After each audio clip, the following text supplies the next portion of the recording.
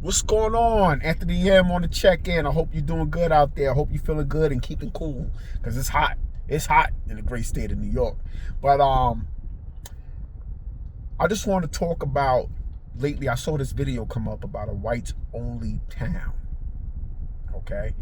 And, you're going to have people that have different opinions about what's going on with that. Now, sometimes people are quick to judge or say things out their mouths without realizing that here, I can only speak here, in the United States, people kind of self-segregate themselves in a way anyway. You have a group of people who like to be around different people, that like to be around people of different races. You have people that like to be around black, white, Hispanic, okay, Indian, Asian, whatever, different walks of life. People like to try different foods and understand different languages. You have people in the world that are like that. You know what I'm saying? Music, dance. They like cultural things. There's nothing wrong with that. You get what I'm saying? People like, you may not be from the Caribbean islands, but hey, you love Jamaican food.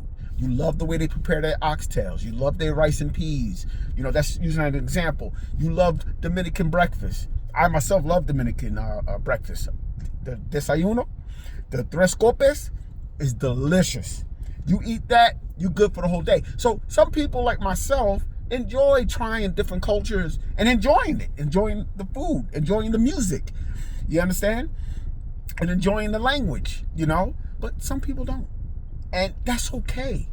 That's okay. So from what I understand by looking at the video, okay, I didn't watch the whole entirety of the video, but it's a group. They're not talking about bringing segregation back. They're talking about self-segregating. Like, there's a group of people who are like-minded and they want to live in this community together. They don't want to be around any other race but their race. That's fine. That's fine. That's fine. And the way the world works, sometimes you might, in some cases, you ain't got no choice but to interact with another racial group or person, depending on, bringing materials, to that part of the land. Especially when you're first starting out, you might have a black truck driver. You might have a Hispanic truck driver. They're going to come through there, but not live there specifically. And dude, personally, I have no issue like that because a lot of people in this world self-segregate. You have different communities that share different faiths. You have communities that share the same, faith, so they like to live amongst each other. You have communities that they share the same common, where they live and where they're from. This happens. You see what they call in New York City, downtown, on Canal Street, they call it Chinatown. Chinatown. When you go there, you see a lot of the stores and buildings and things like that written in that language, whether it's Mandarin or the other languages, the other dialects that's over there. You get what I'm saying? And then you got Korean town. You have different places. So majority of the people that are living there are of Asian or Chinese or Japanese descent. You get what I'm saying? Mostly in Chinatown, usually Chinese, Chinese descent. But you might have other Asians living there, okay? But that will be the majority. That doesn't mean white, black, or somebody else doesn't live in the area. It's just the majority of the people live there, okay?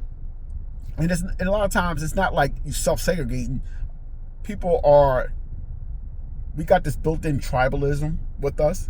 So people tend to like to live near people that they can relate to.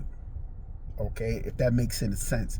That doesn't necessarily mean that you're racist. That doesn't necessarily mean that you're prejudiced. Well, everyone got some kind of form of prejudice inside of them. Hence, we do prejudge people. People prejudge people by the way they dress, by the way they talk, and by the way they look. We all do it. I don't care who you are. We all do it. You know what I'm saying? That doesn't mean you're being mean. And sometimes prejudging somebody can also help you. I know some people may disagree with that, but yeah. You get what I'm saying? You see somebody in this type of heat, 98 degree weather, wearing a jacket, yeah. Walking into the mall or walking in somewhere, yeah, I'm watching you. I think you're up to no good. I think you got something underneath that coat, especially if they got it closed up and clutching. So sometimes prejudging, it does help, okay? It does help, you know? So going back to this whites-only community, I don't see why anybody would care. But let history always repeats itself. Usually when people start these type of communities, unfortunately, they always end up into some kind of cult. All right? And you got the leader of that community. And this is what happens as time go on, as more people start moving or other communities develop in certain these rural areas. I'm assuming that they're going to build their own school or maybe homeschool their kids, and people start intermingling, you know, with each family, marrying this family. It always ends up being some kind of cult eventually. And the cult leader, and it always ends up being about sex at the end. It a lot of times. I'm not saying this is going to happen to them, but a lot of times this is what happens, okay?